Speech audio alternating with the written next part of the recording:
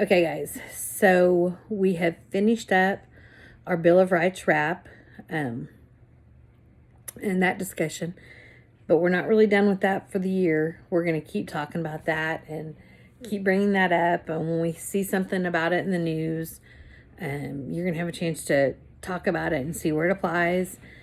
But now we've got to get to the meat of settling our country and get into the and work towards the American Revolution. There was a family by the name of Polos back in the 1200s, and they would go to China, from Italy to China, and they would go across land. And Marco Polo wrote on the adventures of, I think it was the Adventures with Marco Polo.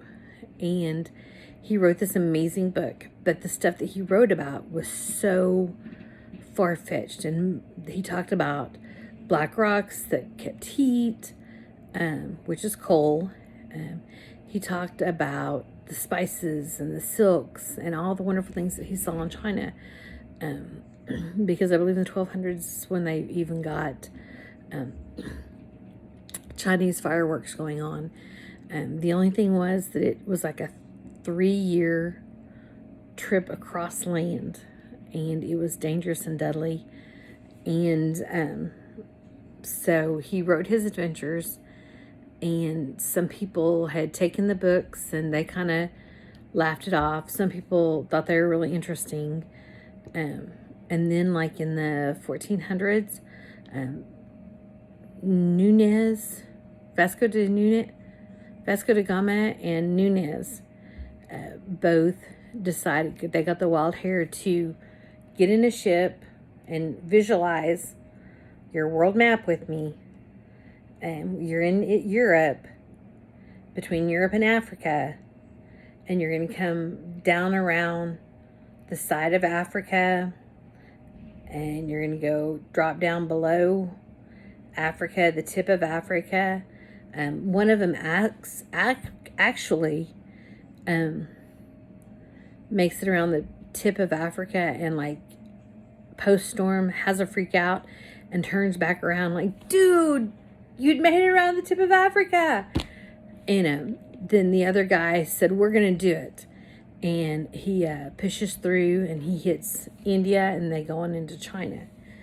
And they get excited because they think their age of exploration, they have found just the waterway that they need to go to get to Africa, or to get to China, to get the things that they really, really want to get.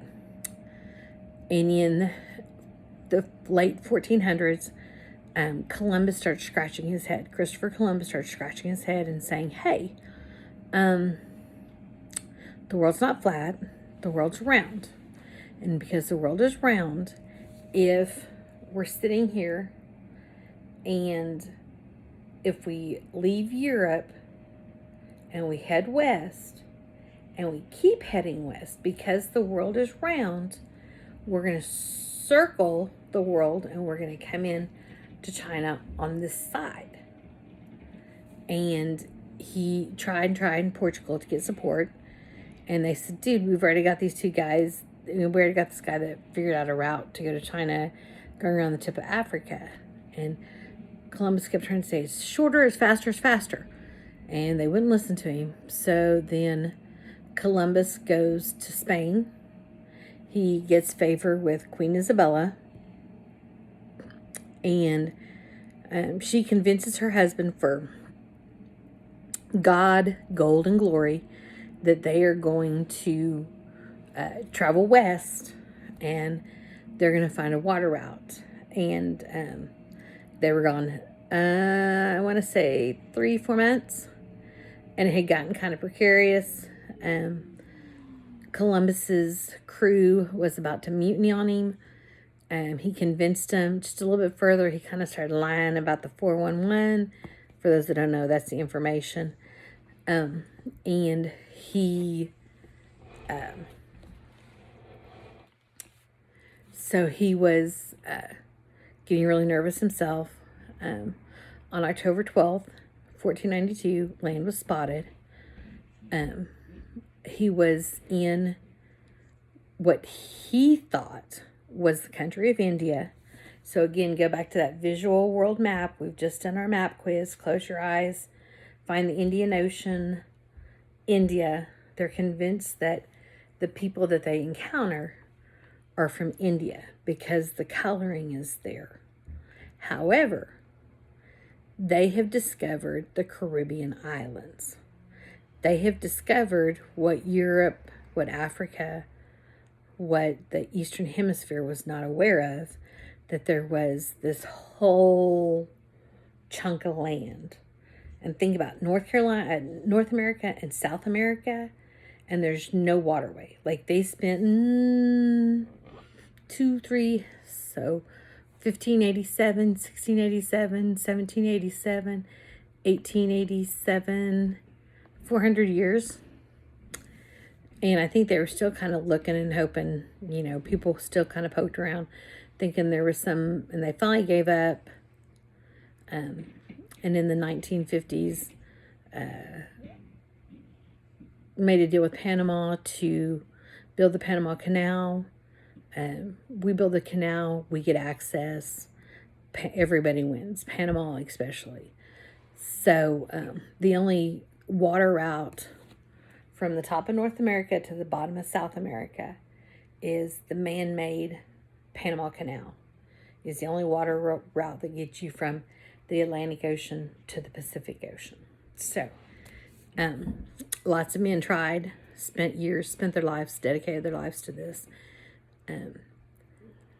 Spain was over there exploring, claiming, and actually Spain claimed for God, for gold, for glory, and their example of God was vicious.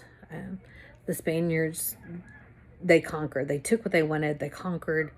They were not kind. They left a very bad taste in the indigenous people, or the locals, or the natives, however you want to say it.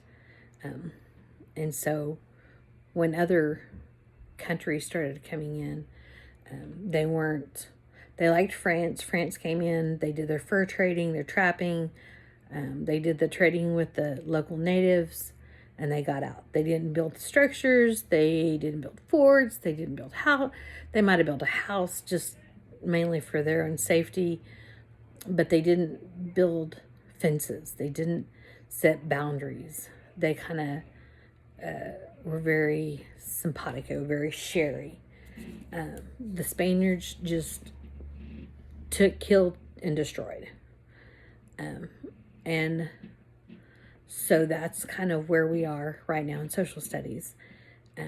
We are going to be looking at Roanoke, the lost colony, is what we're going to hit this week. And literally we're hitting it this week. It's a 1-week lesson, 2 days of class. But I have a story that I absolutely love, and it's well illustrated. And so you're just going to listen to it for pleasure, but just kind of know what we have going on in social studies this week. The Roanoke colony, Roanoke, the lost colony, an unsolved mystery from history, by Jane Yolen and Heidi Elizabeth Yolen Stemple, illustrated by Roger Roth. So I love this book. And I finally got a hard copy of it because my mommy loves me and she likes investing in my classroom. When I grow up, I want to be a detective, just like my dad. He says I was born curious, and curiosity is the best tool a detective can have. Right now, I'm curious about old mysteries that have never been solved. In police terms, these cases are called open, but Dad and I call them unsolved mysteries from history. And I am determined to figure out at least one of them. For each mystery, I collect as much about that case as I can. As I go along, I organize the clues in my notebook. Sometimes I use timelines, and I always keep a list of words that are important to the case. Roanoke, the Lost Colony, is about a group of English people who came to the American continents in the 1500s to begin a new settlement. They all disappeared. Though lots of people have ideas or theories about what might have happened, no one is sure. My dad says no mystery is impossible to solve as long as you have enough clues. This is how the story goes, and I like looking at pictures of books. So, here's the little girl who is telling the story, and that's her workroom. In the year 1587, England and Spain were at war. A major battleground was the New World. Along the east coast, forts were scattered. The one at Roanoke, manned by English soldiers. An early colony of 108 men, complaining about the harsh conditions and lack of supplies, had returned home. They had been poorly prepared for life in the New World, and had depended upon the native people for food while treating them badly. That never ends well. There had been frequent fights, and the colonists had accidentally infected the native people with European diseases. A native chief had been slaughtered. This is not a good way to begin a new settlement. New soldiers had arrived at the abandoned fort to hold it until new colonists could arrive, and colonists were sure to come. The lure of gold and farmland were too strong for any complaints to matter. So I like their artwork that they do in here, and it just kind of lets you see. And the stick things, that's the fort, or they refer to it as palisade walls.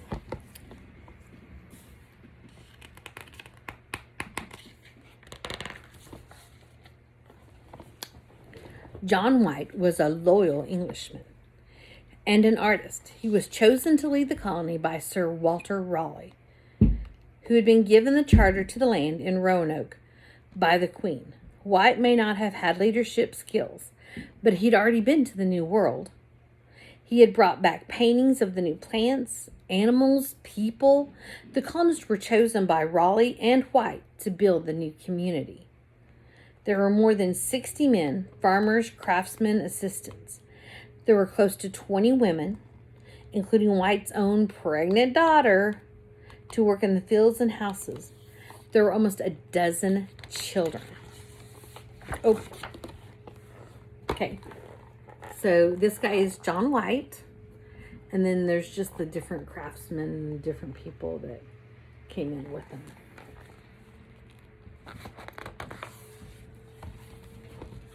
Two native men were also part of White's group. One of them, Mantua, had traveled in the company of the English before. John White hoped that he would help the colonists with local native people. He knew that the earlier colonists had had problems with fights, with diseases, and with killings, though he never told Raleigh. He was sure that with the soldiers already at the fort and with Mantua to help, he could keep his colonists safe. There's those two gentlemen kind of loading the ship.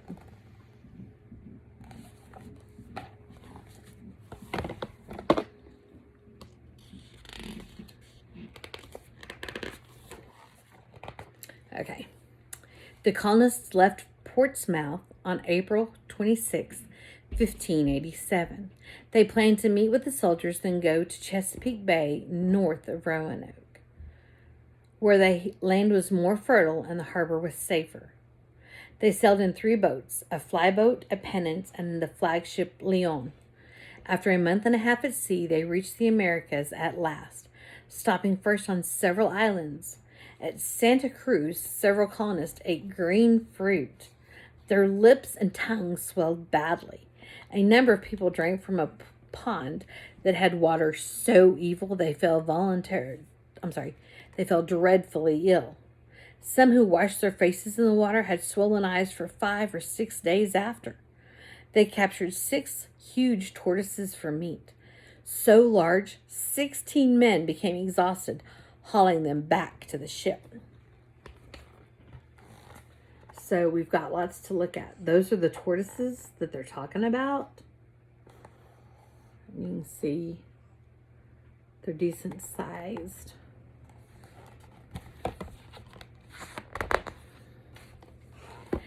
At the last flagship dropped anchor.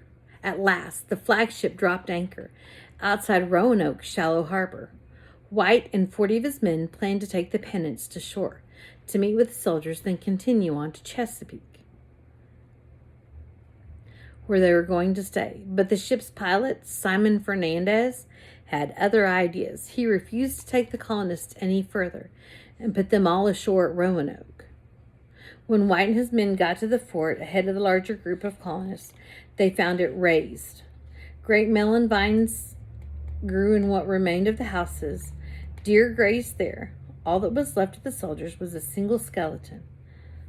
"We must make the best of what we have," said White, so they began to repair houses. And the word razed in this situation means completely destroyed. As you can see, it looks kind of rough.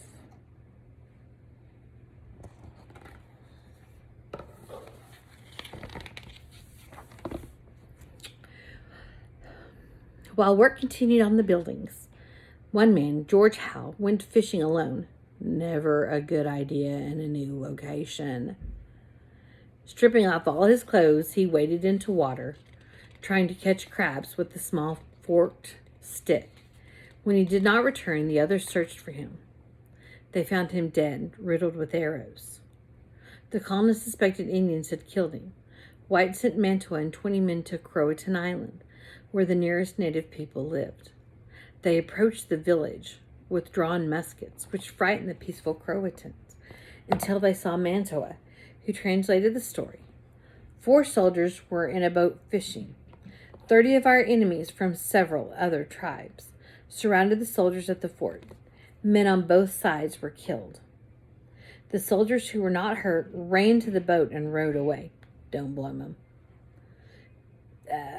We never saw them again. George Howe was killed by the same people. The Croatans then pleaded for a token by which the English would know them as friends. And no token was given. You know, when you're asked to give a symbol of friendship, give the symbol. Why not throw out the moments of peace? What do I know? Later that week, the English mounted a surprise attack in the middle of the night on the people they thought had killed Howe. Spying a campfire, they shot one man and chased the others through the reeds, including women and children. But the colonists had made a terrible mistake. These were the friendly Croatan who, knowing their enemies had left the area, had came to gather up peas, corn, pumpkin, tobacco as a reward for faithful service. The English christened Mantua a few days later, calling him Lord of Roanoke and Das Men Keput. They thought that this would make him a better friend of the English, a loyal subject of Queen Elizabeth. What Mantua thought of the ceremony, nobody knows. So, sorry. They're there chasing the women, like the babies on the back. When we strike out in anger without all the information, it doesn't normally go well. Just saying. On August 18th, White's daughter Eleanor gave birth to Virginia Dare, the first English child born in America.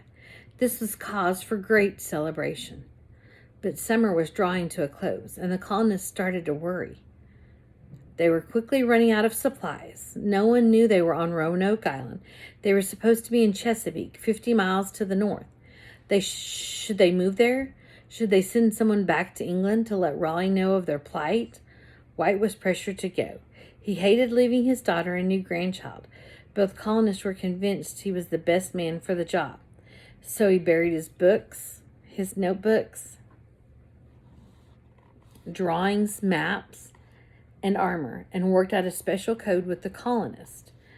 If you leave, carve your destination on a tree. Put a cross if there has been trouble. 9 days later, on August 27th, White set sail for England, but not before he had some Grandpa Snuggles.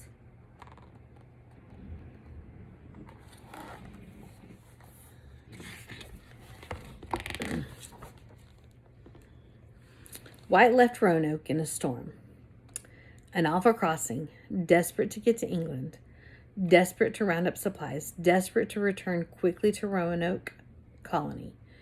But politics, war, and the Spanish Armada all conspired to keep him in England. There was nothing he could do. Half a year later in the spring, White tried to sail with 2 small ships filled with sailors, 15 new colonists, and supplies. But the sailors insisted on privateering along the way. And privateering is, you got it, pirates. Come on. So, they attacked not only Spanish ships, but a Scottish boat and a French ship as well. White was wounded twice in hand-to-hand combat. All of the colonists' supplies were stolen. They limped back to England.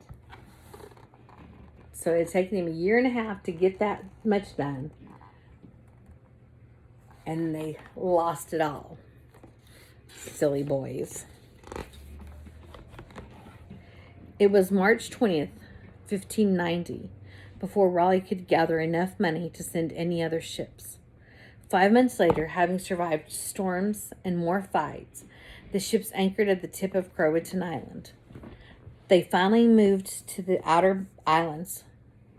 Even though it was evening, White and his men could see smoke rising from the vicinity of the Roanoke fort. In the morning, they tried to row ashore, and 2 small boats threw a terrible wave. 1 boat capsized. 7 men drowned. Sometimes it's better to be the tortoise than the hare. Slow and steady wins your races. Sorry, got an itchy nose. Anchoring in the shallow harbor that night, they tried to alert the colonists by sounding a trumpet, by singing English folk songs aloud, by calling out to the people on shore. There was no answer. In the morning, they went to the fort. It was completely empty. Carved into a tree near the village were the letters C-R-O. On one of the palisade posts was the word Croatan. There was no cross indicating any trouble. All that they found inside the fort were bars of iron, pigs of lead, and iron shot. Once buried chests lay overturned and ransacked, including White's own possessions. The pennant used by the colonists was gone, and weeds grew everywhere. So there's what they found at the fort. And if you'll notice, like those are, that's the pigs are oblong masses of a particular kind of a metal in thin case lead. Iron shot are pellets of iron that are shot from a gun. So they found a little bit of that stuff, but not much else. John White returned to England. Due to storms, politics, money, history, he never set foot in the New World again. But other explorers did. John Smith, friend to Pocahontas, and yes, they are friends. No, they're not boyfriend, girlfriend, compared to what Disney tries to teach. Others explorers like John Smith, friend of Pocahontas, heard from 2 Indian tribes that clothed men still lived in the area. Later, Pocahontas' father admitted being part of an attack on the colonists. Smith did not speak of this until 14 years after returning to England. Another explorer, William Starchy, heard rumors in 1610 of Indians whose slaves built them stone-walled houses. Others heard stories of blonde, blue-eyed natives. Yet no such clothed men, slaves, or blonde natives were ever found. Centuries later, the Lumbee of North Carolina claimed their ancestors were both Indian and English. In 1998, archaeologists discovered an English signet ring on a dig in nearby Hatteras Island. Could it have belonged to one of the lost colonists? No one can really be sure.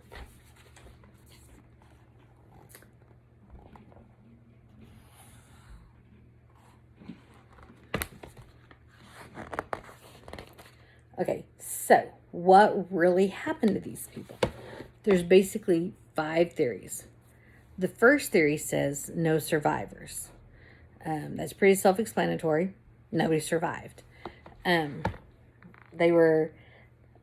theory goes that the local natives killed them, they were bent on revenge, or Spanish explorers tried to colonize the same area. Did either group have reason for killing the colonists? Was there any evidence of murder? Like, I didn't see a bunch of bodies stacked up when they got there, did you? Was there any sign of distress, such as an engraved cross? Okay, so no survivors is the first theory. Absorbed by native people theory. The colonists lived with the native people and eventually became part of the tribes by either marrying into the group or being captured as slaves. What would make colonists leave their homes? Was there any evidence of fighting? Did the native people keep slaves? And were any European slaves ever sighted or found? Do the Lumbee people claim to have European ancestors? The third theory is the lost at sea theory. The colonists tried to sail home to England and got lost at sea. Could the Pennants have carried 100 colonists? Could it have gotten through the Spanish blockades or fought a major battle? Could it have survived major storms? Did the colonists leave clues as to where they were going? Did they bring their weapons and possessions? Because remember, the only thing, and this is like what a penance looks like, and the only thing that they marked on the tree said Croatan. And so that was the next island over, the Indians that tried to make peace with them when they first got there. The fourth theory is the split community theory. The majority of the Roanoke colonists took the boat and sailed north as planned to Chesapeake, leaving behind a small contingent at the fort. The smaller group eventually left to go to Croatan Island. What clues were left behind?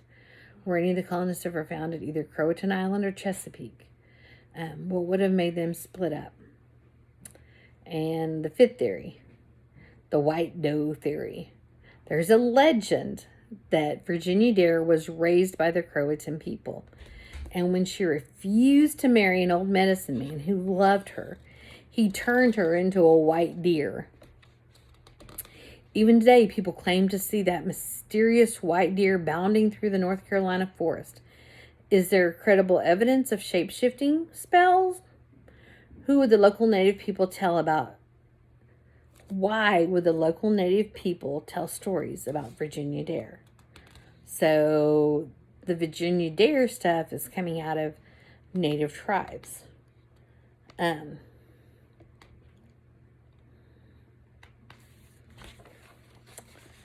They're the 5 most popular explanations ever given.